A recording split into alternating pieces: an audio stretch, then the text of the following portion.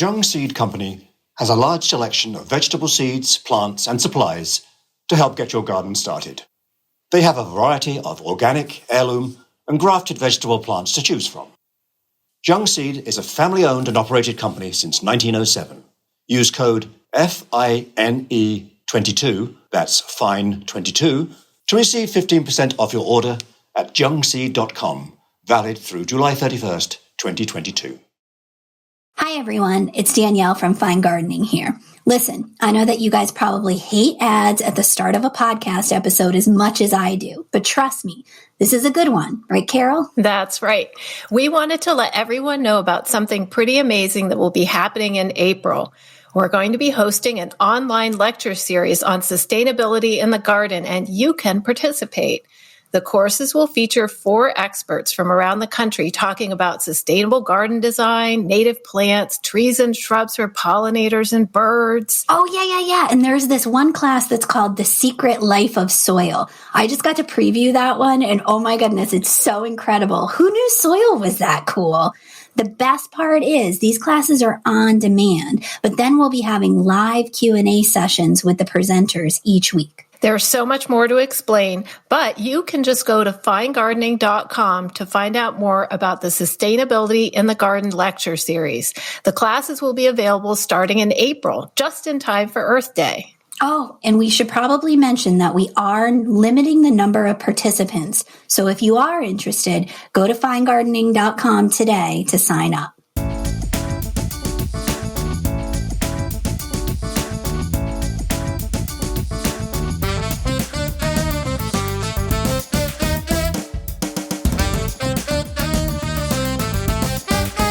Hello, and welcome to another episode of Let's Argue About Plants, the podcast for people who love plants, but just not always the same ones.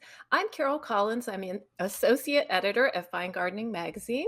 And I'm Danielle Sherry. I'm the executive editor here at Fine Gardening Magazine. And Carol, today we are talking about underrated vegetables, and super timely. You know, sometimes we're not timely, but super timely because I have every page. We talked about seeds recently. I have every page of every catalog and every tab on every seed company open on my computer, and I'm trying to narrow things down. And I have these weird vegetables that I tend to gravitate towards that other people would look at and be like, why the heck are you ordering that? I don't know if you feel the same way, but you've got some oddballs, right? That aren't the common Joes.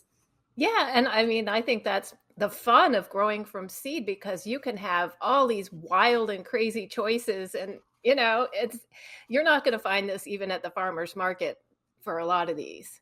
That's so true. Yeah, you're certainly not going to find the starts at the garden center, and you're not even probably going to find it at even your best farmer's market once we get into the summer months. Well, kick us off. What's your first underrated vegetable? Do we need to define an underrated? I think we just did, right? I think so. Yeah. All right. So I have a blue skin potato, and the reason I'm calling this underrated is that I was once shopping in my favorite produce store, and there was a woman pointing to this bin, and she said "What are these?" to the clerk, and they said they're blue potatoes, and she said, "Do you expect my family to eat this?" Oh my! All right, strong opinions about blue potatoes. After she left, I got some. Anyway. Just to make the clerk feel better. I like a blue-skinned potato. The ones that have blue flesh kind of creep me out a little bit when they're cooked. They turn a funny color. They're delicious. I have grown blue flesh tomatoes, but this one, Caribe, is it has this beautiful dark lavender skin. Almost sometimes gets like bluish purple. And inside is this beautiful, creamy white center. Oh, cool. I was expecting blue flesh, like all blue or some of the other potato varieties. Yeah, and this one doesn't even have like little streaks of blue. It is like pure white, super fluffy, if that makes sense. So when you cook it, you can make mashed potatoes with it, or you can make potatoes au gratin. It's good in a lot of recipes. That color of skin is fun in potato salad.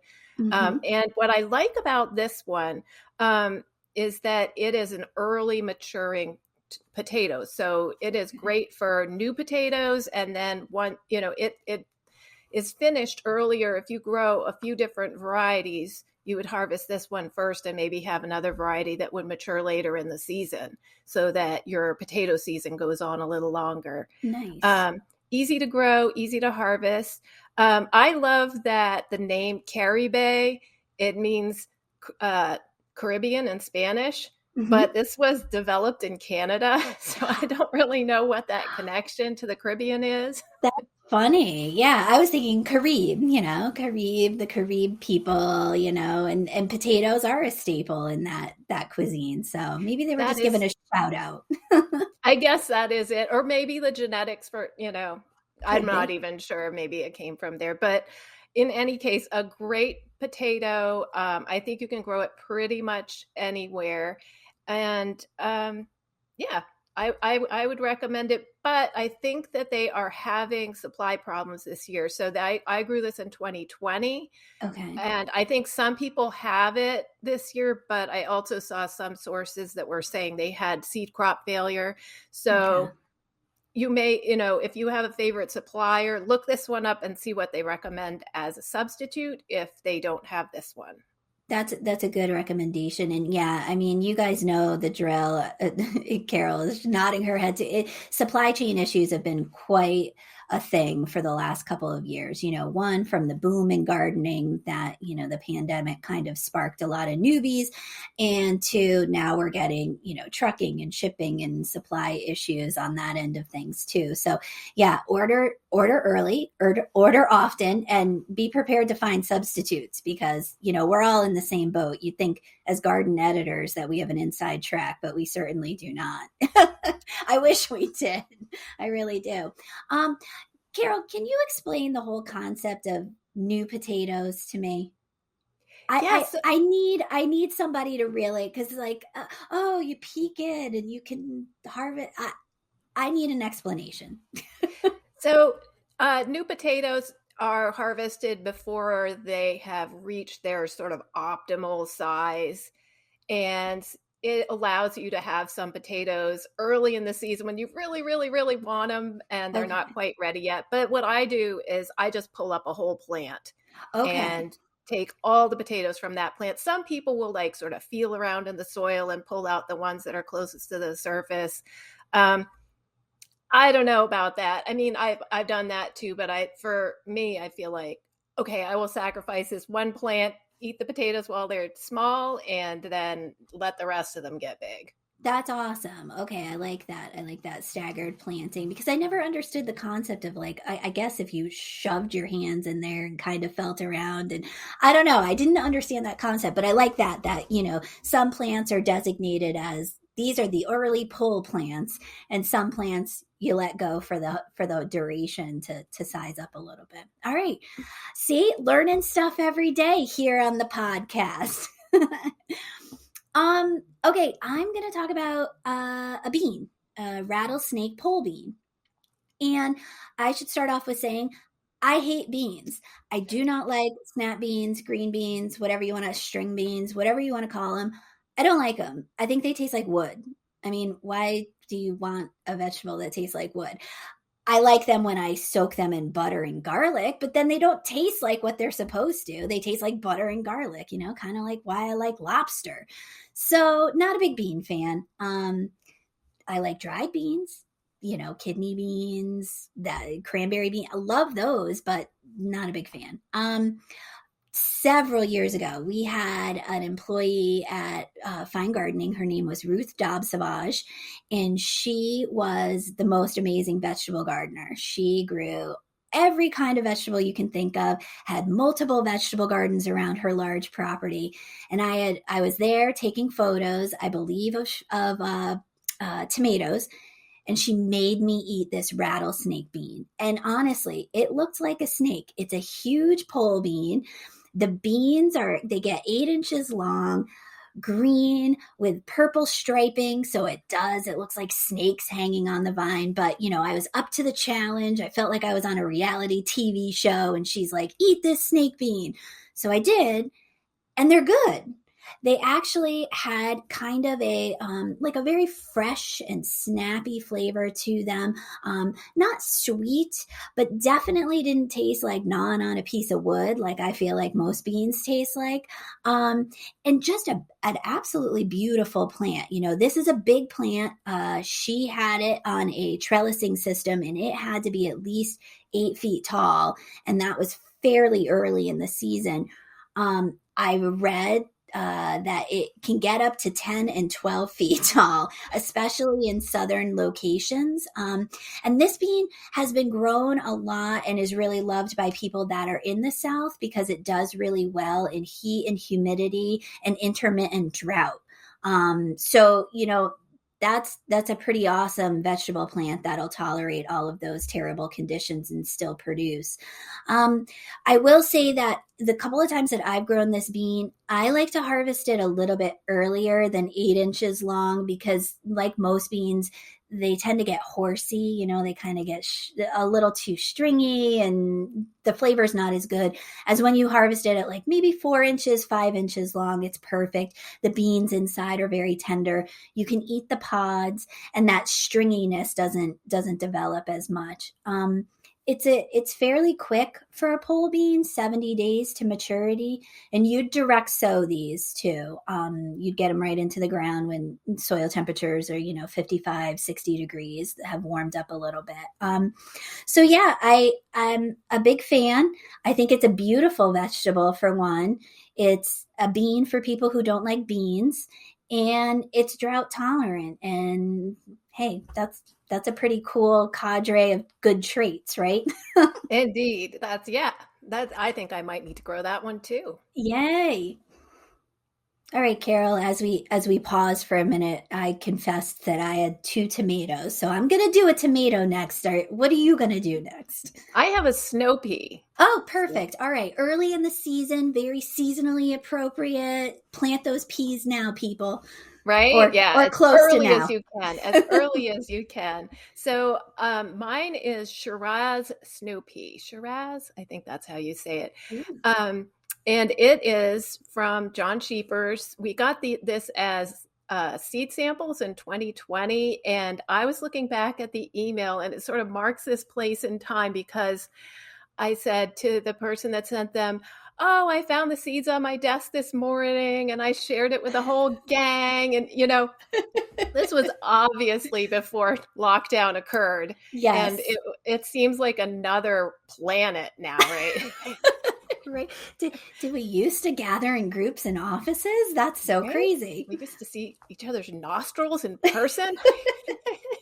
Anyway, so I grew this. I planted it 2020. Like that was a year when a lot of people were like intensely into gardening. And I feel like it was the first year when I got everything in the ground on time. Ditto. Because, we were home. What else was there to do besides work and garden?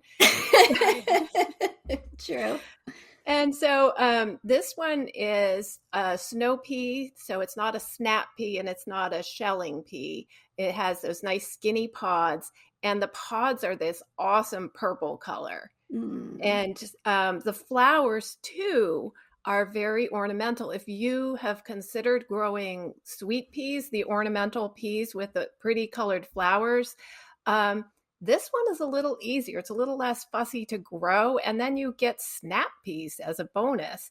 So the flowers of this one are two-toned, and the outer flowers part of the flower is like a pale rose color, and then the inner petals are deep, rich violet, like reddish violet.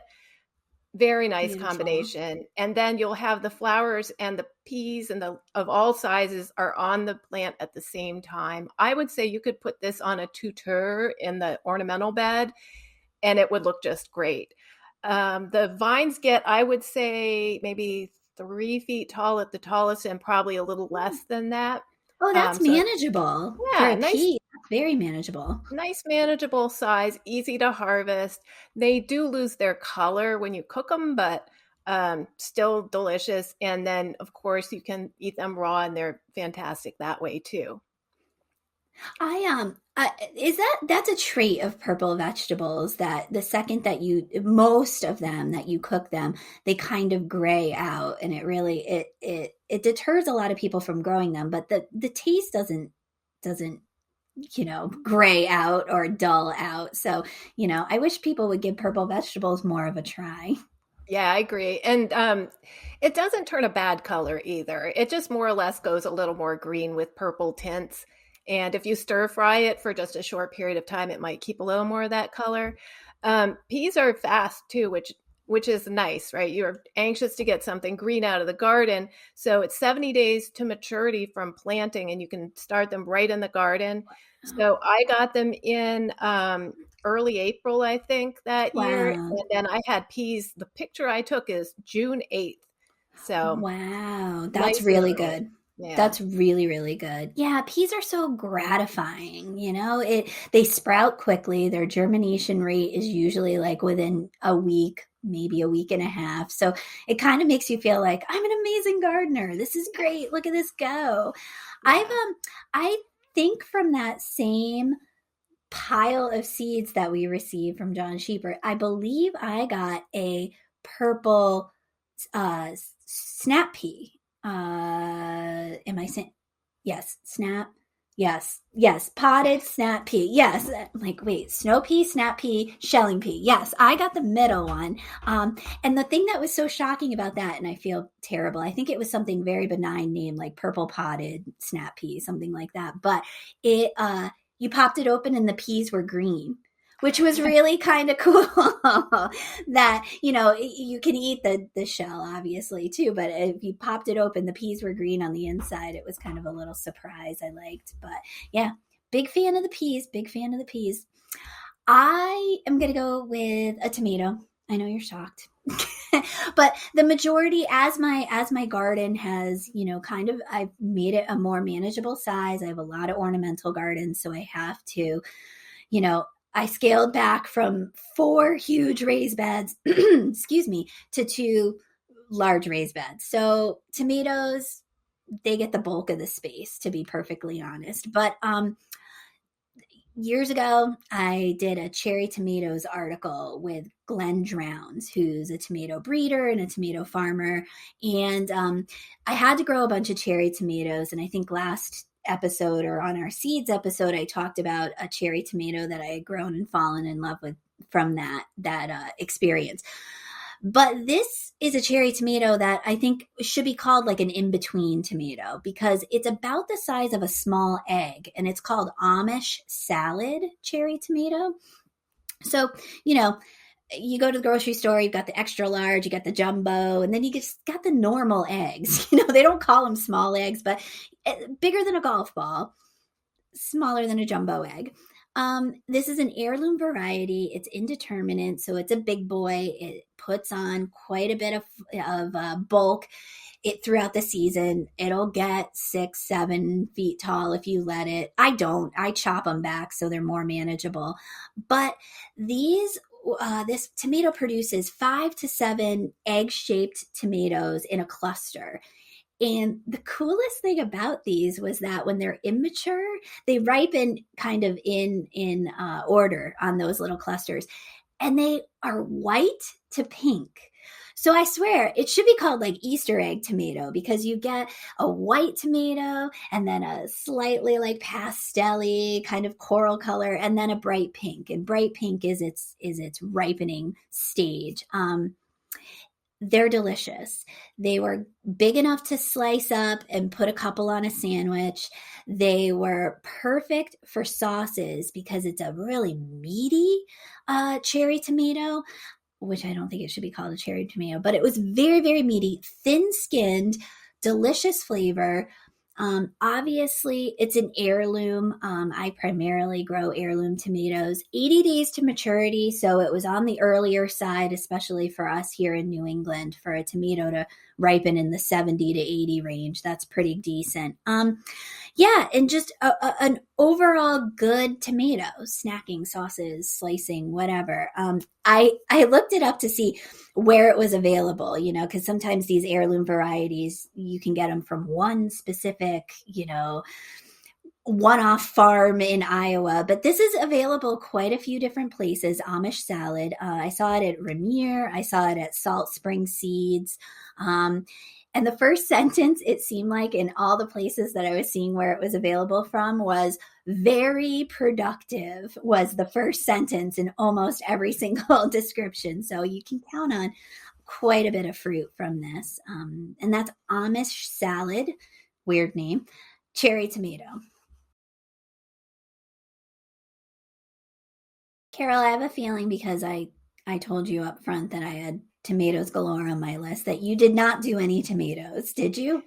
I didn't. And you know why, too, is that I was like, tomatoes aren't underappreciated. Everyone loves tomatoes. But I see how you have, yours are kind of out of the ordinary. So that makes sense. Okay. All right. Well, what did you have? What made the cut for underrated then? What do you got? I have a soybean. Yes. This is great because our expert who's coming up down the road here, he also talks about soybeans. So go for it. I'm anxious to see what variety you picked. So I chose a soybean because this is not something people think of growing, but it is very, very easy to grow. And if you like edamame at the, if you're going out for sushi or whatever, you can grow it and it's so easy to prepare too. So right fresh off the plant. The one that I have grown is called Toya soybean. And it is, what I like about this variety, it is designed to set all of its soybeans sort of at the same time. So you do one harvest, you aren't going in and sort of deciding which ones are ready and which ones are not. You could even, for market growers, they suggest taking out the whole plant, stripping the leaves, you bundle it up and you hang it, and then people can see it on the plant, and that would be very exciting at the farmer's market. Oh, cool. Okay. But for me, I just harvest them and I process them all at once. We usually eat some that night, and then the rest can go in the freezer, and then you can have them, for weeks afterward.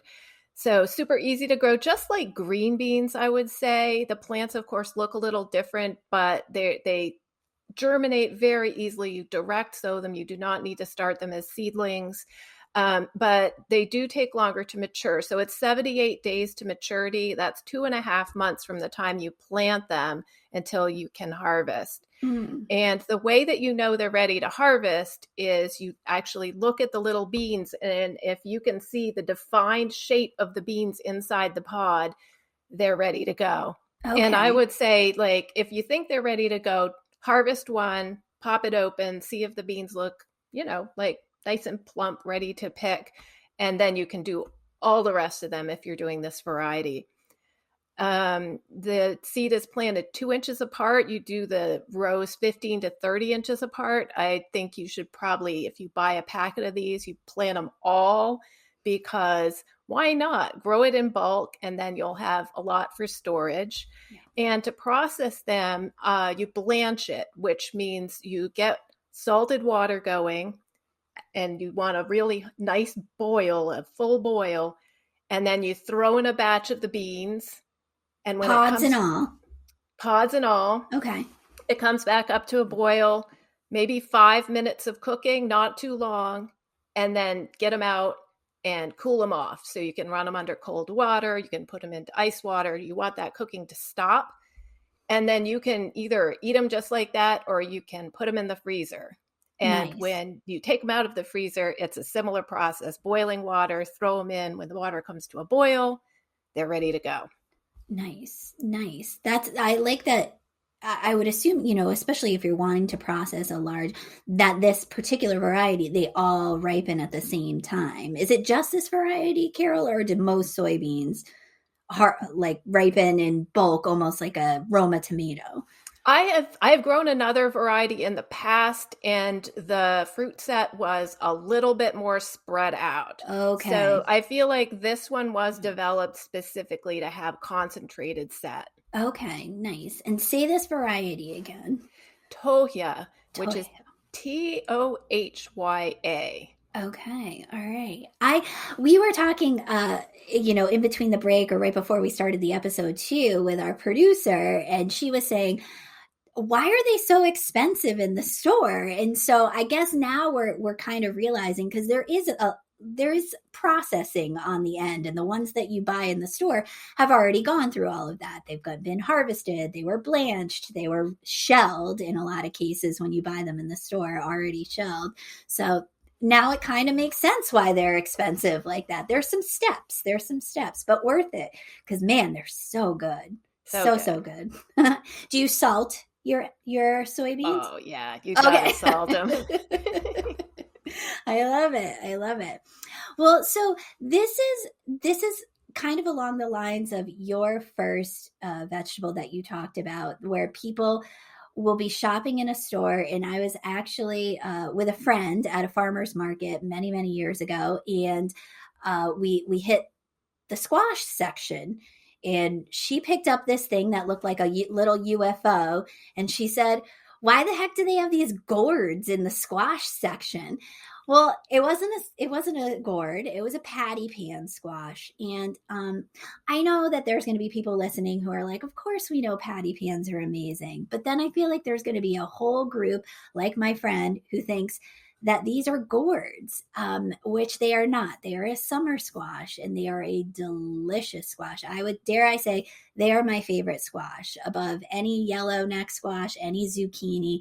These are delicious. I decided to talk about one that was kind of a little weird, early white bush scallop. Sometimes you'll see it as just early white. Sometimes you'll see it as white scallop.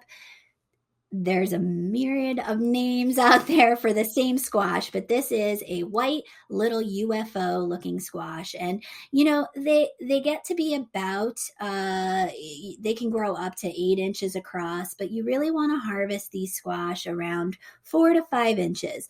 Very tender, very sweet.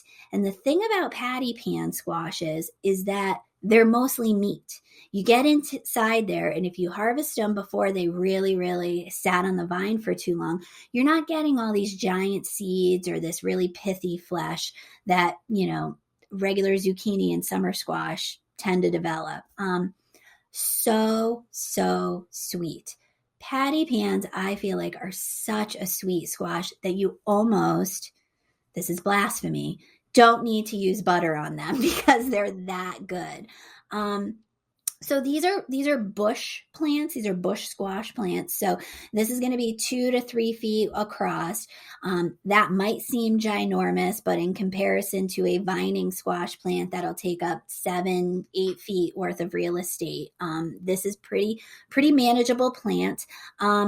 50 days to 65 days to maturity, so relatively quickly. And this is a direct sow situation again. Please don't go through the extra step of starting your squash inside, because you know what, it's just not worth it. They germinate in 7 days. The seeds germinate in 7 days tops, and it's a nightmare to try and transplant squash transplants that are all tangled together. Plus, they are sensitive. The root systems are really sensitive to transplanting. So just pop those squash seeds in the ground. 7 days, you'll see them sprouting, and in 50 to 65 days, you'll be harvesting these early white bush scallop. The thing with patty pans is you need to keep harvesting. Keep harvesting. So as you do that, the plants will continue to be productive. You're fooling it into thinking that it can't go to seed yet. So keep doing that. They're tender. It's great for, sauteing in a pan, just like you would a normal squash. I also love the lazy man's way to do patty pans, which is just to slice it in half, the whole entire UFO, throw some olive oil and salt on it, and throw that on the grill. 5 minutes aside, generally on a hot grill, and it's just that perfect tenderness, and you couldn't have an easier summer side dish. So again, that's early white bush scallop, patty pan squash. Have you grown these little UFOs before? I haven't grown that particular one, but I grew a mix that had like the wild different colors, and boy, they are just so cute and fun. They are, and they so many people think they're gourds, they're not gourds. Especially a mix. I'm sure that probably looked like, oh man, mom's growing some stuff to put on our front porch at Halloween, but no, they're delicious. Absolutely delicious.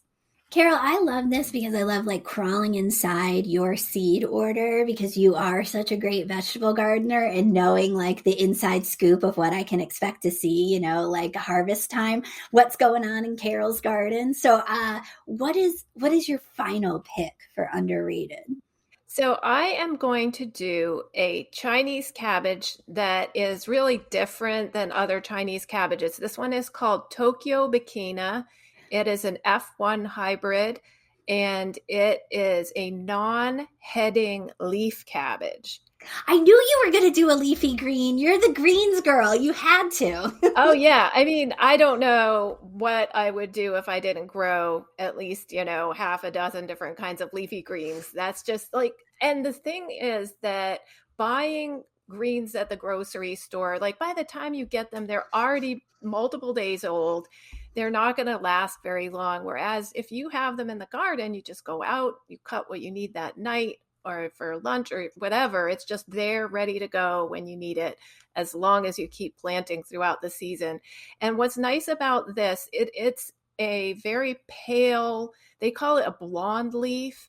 But it's just this gorgeous shade of chartreuse. I think Irvin Etienne and his crew over at Newfields in Indianapolis have used these in containers, like with spring bulbs as a filler green.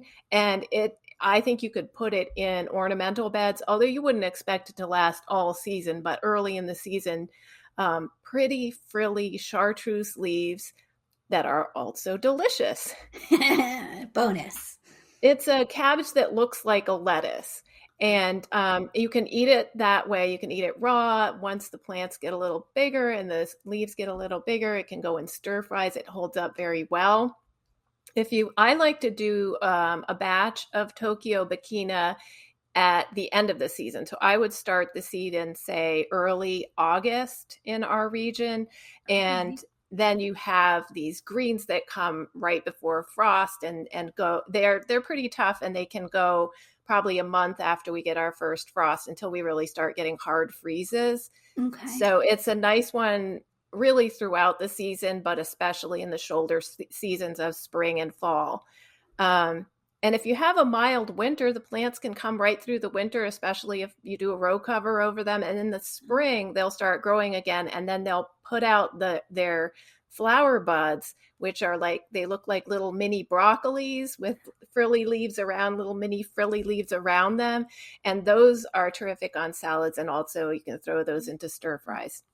Oh, wow. Oh, I like this. This is awesome. So flavor wise, is this a mild green, sweet green, a little bit of spice? It's not too spicy. And so this is a Brassica rapa variety chinensis. So hence the Chinese cabbage. So it is more closely related to, say, mustard greens than to European cabbage that a lot of us are used to. Okay. But it is very, very, very mild. Okay. And I would describe it as sweet, but just a non-offensive, delicious green flavor. Okay. All right. Yeah, because I feel like, people are sometimes put off by greens that they don't know, kind of exotic greens, let's call it, or Asian greens, or any of the hey, it's not my normal lettuce, I'm not sure what to expect. And a lot of times they're thinking, oh, it is going to be very potent, spicy, it's going to give me that arugula pop to the mouth, but this is mild. So that's kind of nice. That's nice. And it must be awesome to be able to do it as a fall crop for those of us who live in some cooler zones, because that's a bonus in my book. Spring, you think greens, right? You think lettuce and the mesclun mixes and all of that. But then come fall, a lot of those don't do as well as a shoulder crop in the fall. Yeah. And I mean, and compared to lettuce, it is so much easier to do as a fall crop because it can handle some weird weather. Nice. I like it. That should be the first line in the description. This guy can handle some weird weather. Say the name again, Carol. I'm sorry, because it was a mouthful. Sure. Tokyo Bekena. Bekena. Bekena. Bekena. I like it. I like it. All right. That one's going on the list. I like that. All right. I know you're shocked. I'm going to end with a tomato. But, Carol, question for you. Did you ever grow from all the way back in 1958, this tomato made its rounds, green zebra tomato? I think I did grow that one year. Yeah. Okay. All right. It's an intriguing looking tomato. It's not the one I'm going to talk about, by the way, people. This is the buildup. Brace yourselves. But that tomato was bred by this extraordinary farmer that's out in the Midwest. His name is Tom Wagner. Everybody kind of knows him as the tomato doctor. He is somebody who is just really into growing tomatoes, and way back when in 1958 started his hand pollinating. Hey, I want to see if this tomato pollen with this tomato pollen creates something interesting. So he created green zebra, which I think is probably, dare I say, the most popular and well-known green tomato on the market. Little tiny globes about the size of a baseball, green with yellow striping. Delicious, kind of a citrusy, juicy flavor to it. So also from Tom Wagner that I tried 5 or 6 years ago and still makes my seed order list today is green sausage tomato. All right. I know. Sounds absolutely disgusting, right? But it's not. It's delicious. It's this Roma-like shape to the tomato. So it's elongated, it's green, it's got those amber yellow stripes to it, so very cool looking. The tomatoes themselves get to be about maybe 3, 4, 5 inches long. It's got a little point at the end of the sausage, and it's delicious. They're very meaty. It's not as watery or gelatinous, I would say, as a green zebra tomato. It's makes a delicious sauce, and don't worry, you mix it in with other tomatoes, so you're not going to have this green tomato sauce. I mean, my nephews would love that, but nobody else would. It's just got a delicious, fresh, a little bit of citrus, tomatoey flavor to it. And this is a determinate tomato. So this bad boy is well behaved. It's going to be about 4 to 5 feet tall, stays nice and bushy and compact as far as a plant is concerned. You're able to use a regular old tomato cage with it. You don't need to build, a skyscraper in order to hold this tomato up. And much like a lot of Roma tomatoes, primarily green sausage comes in clusters of, 3, 4, 5 tomatoes, and most of them ripen all at the same time. So you're going to have delicious tomatoes to be able to eat fresh, put on sandwiches, and then be able to harvest them around the same time as your Romas and your other paste tomatoes to make a delicious sauce. It's considered mid-season green sausages, around 75 to 80 days. So, that's not the earliest of tomatoes, and it's not the latest of, tomatoes either. It's not those giant beefsteaks that you wait until, October to ripen. It's weird. I got to tell you, it's weird. It's weird looking. Go to our show notes. I've got a picture of it in my garden, I believe. It looks odd, but it tastes delicious. And on a well-behaved tomato plant too, it's just something really unique to kind of give me a little bit extra fun in the vegetable section of my yard. What do you think, Carol? Green sausage. Could you grow something called green sausage? Now that I know a little more about it, I think I could. But honestly, if I saw that in a catalog, I don't know. It's weird. It's totally weird. All right. I will stick to the green sausages, and I'll bring you a couple because once you eat it, you'll love it. I would love to try it. It sounds awesome. And now, because everything sounds better with a British accent, here's Peter to talk about things that he finds to be underrated. The lowly butterbean. That, in my humble opinion, friends, is the most underrated vegetable in existence. Oh wait, let me put on my stateside hat for a moment. I mean, of course, the lima bean. Why do so many people turn their noses up at that plump and surprisingly nutritious legume? I've been told that lots of folks form a bad notion of this pantry staple in childhood, remembering when their mother would open up a can of lima beans and boil them into an unholy, mushy gruel. I mean no offence to anyone's dear mother, but lima beans should never be treated this way. If you've ever had the occasion to eat a fresh lima bean, lightly sautéed in a pan with brown butter and a pinch of salt, you know the heavenly status that this vegetable should be elevated to. But this is the case with quite a few vegetables, isn't it? If your only experience eating them is when they've been processed into a can or frozen into a plastic brick, it's no wonder why you're preferred to take a pass. But when eaten fresh from the garden, that same veggie can be appreciated for all of the sweet subtleties and refreshing textures it has to offer. I thought I didn't like turnips for decades, until I had one plucked from a friend's garden an hour before dinner. Turns out, I'm now a turnip devotee. So when deciding which veggies to grow in your beds this year, try to expand your horizons to include a few underrated options.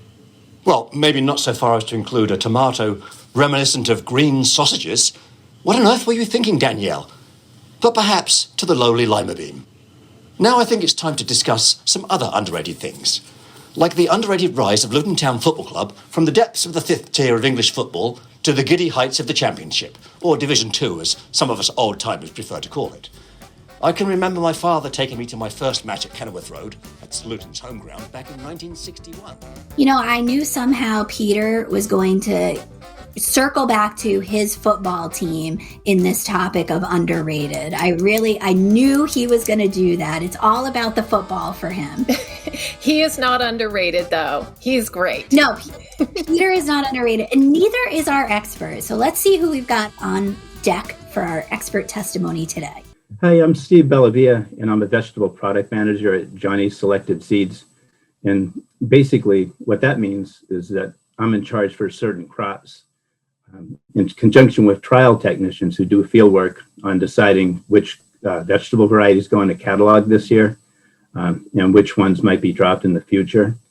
And today we'll be talking about 3 different crops. We'll be talking about edamame beans, which are the soybeans you often see in Japanese restaurants as a side dish, and a green stem cauliflower called TJS 65, and then a white Asian cucumber called Itachi. So the first one we'll talk about is the edamame beans. Edamame beans are really easy to grow, and the flavor of homegrown beans is far superior than the typical frozen edamame beans that you would encounter at a Japanese restaurant. The basic difference, you have to be a little bit more patient with edamame beans as they take around 3 weeks longer to mature than a bush green bean in the garden. So for planting edamame beans, you would just generally direct seed them as you would a green bean when all danger of frost is past and the soil in your garden is warm. You want to sow the beans about 2 inches or so apart and 1 inch deep in rows 20 to 36 inches apart. I usually plant 2 or 3 crops spaced 2 or 3 weeks apart so I can get an extended harvest, as I really like edamame beans and I really don't like to run out of them. If you have not grown them in the past, I suggest you inoculate the seeds with a soybean inoculant. The inoculant contains a nitrogen-fixing bacteria that will result in bigger yields than crops that are not inoculated. And also note that the inoculant is different for soybeans than for peas and bush beans. So if you've been using your standard inoculant for peas and bush beans, you'll need to get another packet. I no longer inoculate soybeans in my garden, and I always get good crops. What I think has happened is since I've grown soybeans so long in the past, so many years in the past, that there's probably that nitrogen fixing bacteria in my soil now. So you want to harvest the beans when they're plump and quite firm. You could remove the pods from the plants and then cook them for 5 minutes or so in boiling water till the pods just begin to split. And at that point, the beans should be tender but not mushy. And you can, at that point, you can pop them right out of the pod and eat them directly. You could freeze them in the pods, or you could shell them out and then freeze them, which is what I like to do is it takes up less space in the freezer. When you cook them, they're really easy to shell. The beans will come right out of the pods. Don't try to shell them first before cooking. If you try to do that, the beans will really stick to the pods and you can't really successfully remove them. There are two major types of edamames. There are varieties of compact plants. The two varieties we offer at Johnny's are called Toya and Chiba Green. And then the other type are taller types that have more indeterminate plants. The variety we offered is called Itachi. The compact types produce a concentrated set, which means that all the pods mature just around the same time. So you can pull the plants and harvest all the beans at once. This is great if you want to freeze the beans. You can quickly harvest them all and just process them and freeze them. The indeterminate types can be harvested incrementally. So you pick some off the plants and then a few days later you can pick more and just eat them over a longer period of time. So I like to have both types in the garden. That way I can have the shorter, smaller compact plants for freezing and then the longer ones so I can just harvest as the season goes on. So that's about all I have to say about the edamame beans there. But so if you haven't grown those before, I suggest you try them. They're really good. And then the next, I actually had a question. I had a question about the edamame, sure, because I wasn't sure. What am I anticipating for a pod size on edamame? Am I expecting a lima bean that's kind of fat and I get maybe 2 beans per pod? Or am I expecting more like, my mind goes to scarlet runner bean where it's, a 5 or 6 inch long pod with, 7 or 8 beans in it. I wasn't really sure, what to expect with a pod having never grown edamame before. Yeah, the pods on these, they're sort of like a typical bush bean you'd grow in the garden, but a little bit flatter. So they're maybe around 3/8 of an inch or so wide, something like that. And for length, it's around, they can be 3 inches to sometimes 4 with some of the larger indeterminate varieties. Okay, all right. So that's a pretty good size because I'm thinking, oh man, am I only going to get this little inch long, bean with 2 little peas in it, and that's about it. But no, okay. So they're a little bit beefier than that. Right, and you'll normally get around 3 or 4 beans in each pod. Cool. All right. Hey, that sounds worth it to me. I think I'm in for the bush variety, though. I don't know if I can handle the size of those indeterminate beans. I have enough to handle with indeterminate tomatoes in my garden. Right. So what else did you have on your list for underrated veggies, in your opinion? Yeah, the other one I wanted to talk about, Danielle, was the unsung TJS 65 cauliflower. Oh, yeah. In that one, most gardeners, myself included, have traditionally considered cauliflower to be one of the trickiest and more difficult crops to grow in the home garden. Amen. Yeah. I thought I was just bad at growing it. No, that's a typical response from a gardener. The typical American or European types that you see in the supermarket or that most folks grow, they really require high fertility, consistent irrigation or rain, and moderate temperatures to make good crops. If you get heat waves or droughts, it can really compromise or even ruin a crop. I think everybody's seen a cauliflower head where they get kind of ricey or maybe they even rot or turn black and don't really produce a crop in warm weather. Mm-hmm. I think for most folks in most parts of the U.S., it's pretty hard traditionally to grow a good crop of cauliflower from a spring planting. What's nice about Sung TJS 65, it's quite different.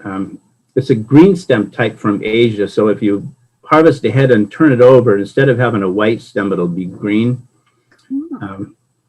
These types are also called soft curd types, as the curds are quite a bit less dense than the standard American types. And these green stem types, they've traditionally been grown in warm and hot, humid areas of Asia. We don't get quite that hot and humid in Maine where we have our trials, but it can still get pretty warm and hot and humid in the summer.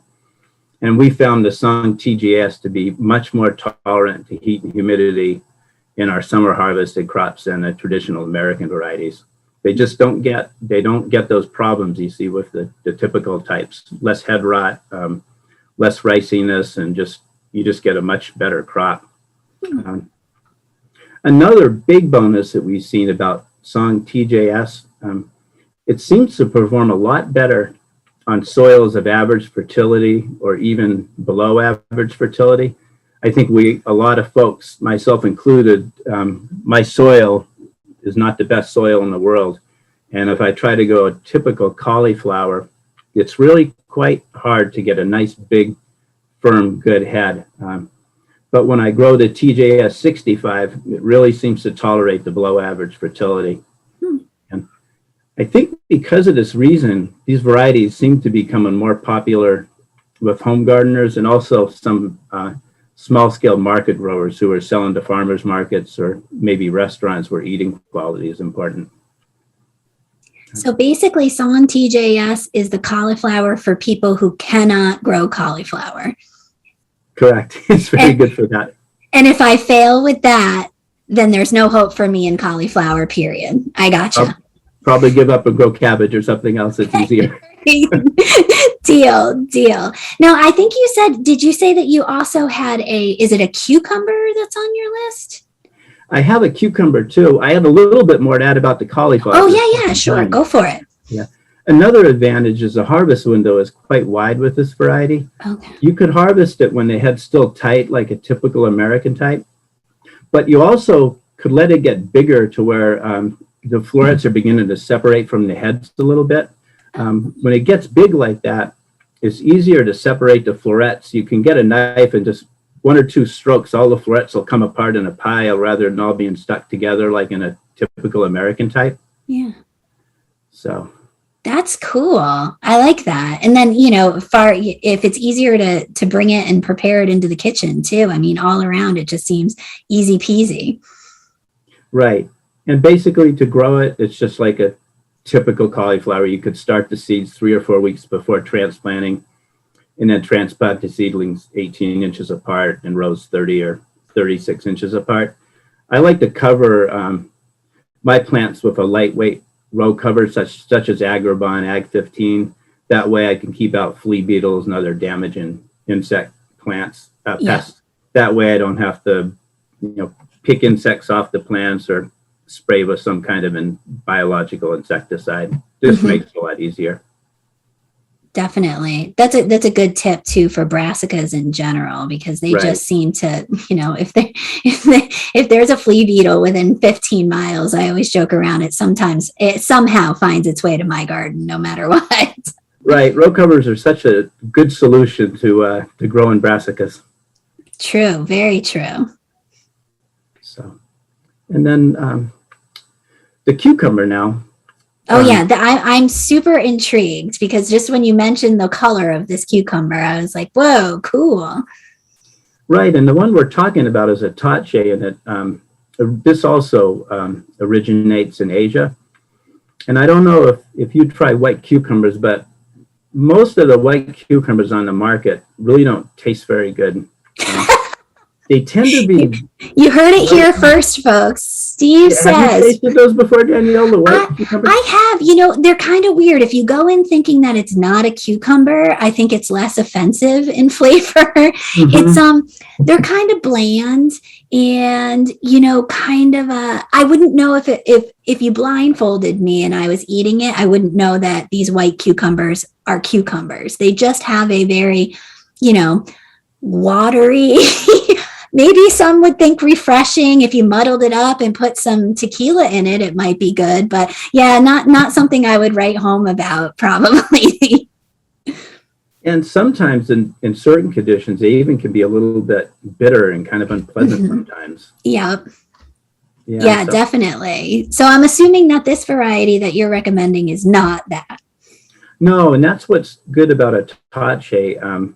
The fruits will be around 9 or 11 inches long, but they're sweet and crunchy and bitter free. They they taste really as good as some of the better green type Asian cucumbers you might eat. They're also a lot better than your standard American slicers, which tend to be a little tough and sometimes not the most sweet and flavorful cucumbers. Mm-hmm. And the Itachi, you could grow these at a greenhouse, like an unheated tunnel or greenhouse, but you also can grow them outdoors. That's where I grow them, and I think most folks would grow them outdoors.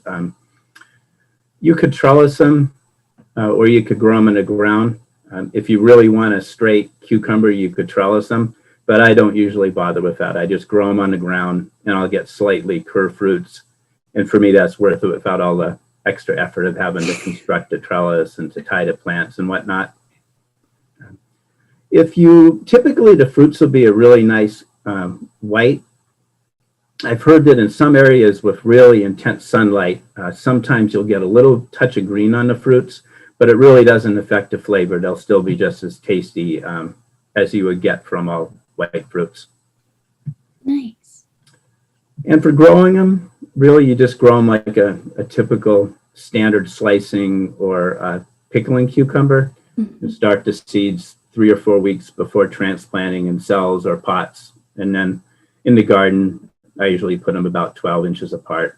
You also could do 2 or 3 cells, 2 or 3 seeds per cell, and put the cells 3 feet apart too. Mm-hmm. And again, you want to transplant these when the weather is really warm and settled and there's no chance of frost. Frost will wipe out your cucumbers pretty quickly. The other method is just to direct sow them, and the same thing when frost is all past.